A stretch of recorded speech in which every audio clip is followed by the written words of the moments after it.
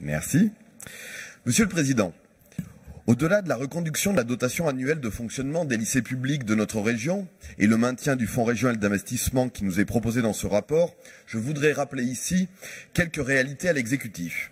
D'abord, pointer le fait que les lycées publics de notre région se trouvent amputés depuis le début de ce mandat de 54 millions d'euros d'investissement à la faveur des lycées privés.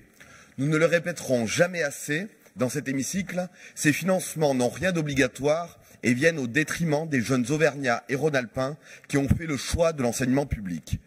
Deuxième remarque, le montant global de la DGF que vous nous proposez de reconduire pour l'année 2019 n'intègre pas la variation à la hausse des effectifs. En effet, nous l'avons rappelé tout à l'heure, ce sont 2000 lycéens supplémentaires qui ont été scolarisés à cette rentrée dans nos établissements.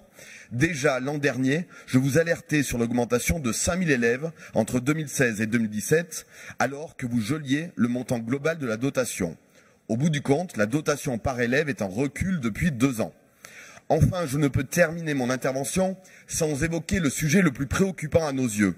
Je veux parler de la situation des personnels dans les lycées. Vous avez fait le choix, Monsieur le Président, depuis le début de votre mandat, de les mépriser. Oui, je parle bien de mépris, car comment qualifier l'hémorragie créée par les centaines de postes laissés volontairement vacants? Je vous le dis solennellement, c'est une honte.